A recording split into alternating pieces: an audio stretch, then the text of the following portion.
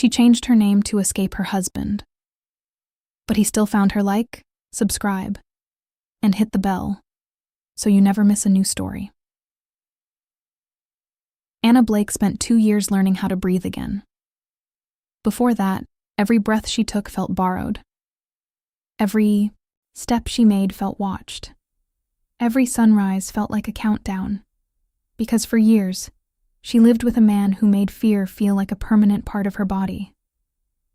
Todd wasn't always cruel. That was the worst part. He had been charming once. Funny. Attentive. The kind of man who could make a whole room feel warm. But that warmth had a way of turning into fire, and Anna learned too late that he was the kind of man who believed love meant ownership. The day she left him was the day she stopped being Anna Blake. Todd had told her more than once that if she ever walked out, he'd make sure she never walked anywhere again.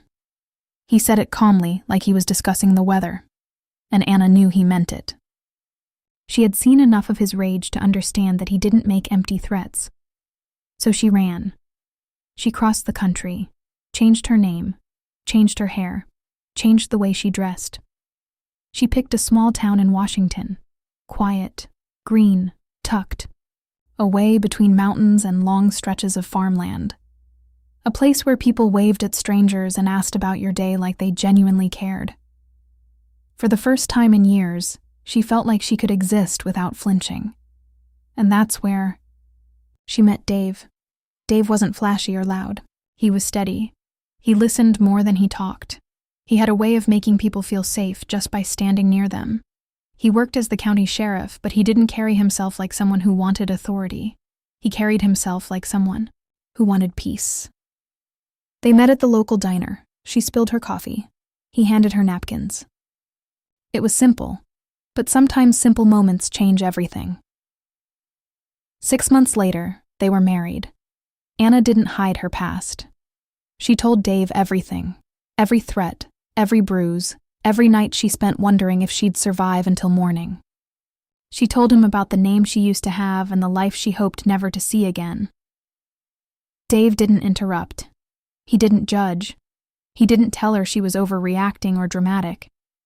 He just held her hand and said, "You're safe now. I promise you that." And for a while she believed him. A year passed. A peaceful year. A year of quiet mornings, shared dinners, and the kind of laughter she thought she'd lost forever.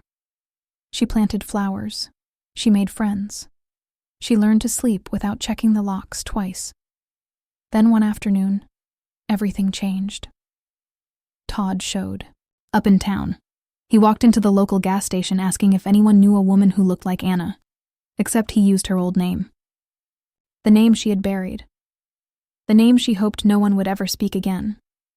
Word traveled fast in small towns. It didn't take long for someone to mention it to one of Dave's deputies. And it didn't take long for that deputy to call Dave. Dave didn't hesitate. He sent deputies straight to their house. 2 cars parked at the end of the driveway. Another sat near the back fence. They weren't there to start trouble. They were there to make sure trouble couldn't reach her. Anna didn't know Todd was in town until she heard the pounding on the front door. It wasn't a knock. It was the kind of pounding that made the walls shake, the kind that made her freeze in place, her breath caught halfway in her chest. She knew that sound. Todd's voice followed, muffled but unmistakable. He called her old name. He demanded she open the door. He said he just wanted to talk. The deputies stepped in immediately, telling him to back away. Todd didn't listen. He kept shouting, kept insisting, kept trying to push past them, but then he saw the sheriff's trucks pulling up. Dave arrived in less than 5 minutes, gravel flying behind his tires.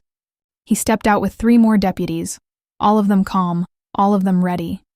Todd stopped pounding. He looked around and realized he wasn't facing one man. He was facing the entire county. Dave walked right up to him, steady and unshaken. "She's not your wife," Dave said. "She's mine, and you're not going near her." Todd tried to argue. He tried to act like he had some kind of right to be there, but the truth settled in fast. He wasn't in control anymore. He wasn't feared. Here, he wasn't powerful here. He was outnumbered, outmatched and out of excuses. For the first time, Todd backed down. He left town that same day. No threats, no promises, no dramatic exit. Just a man who finally understood that his bullying had reached its end. When the last sheriff's truck pulled away, Anna stepped outside. The air felt different, lighter somehow. She looked at Dave, and he wrapped his arms around her like he was anchoring her to the earth. For the first time since she ran, she felt truly safe, not because Todd was gone, but because she finally had a life where she didn't have to run anymore.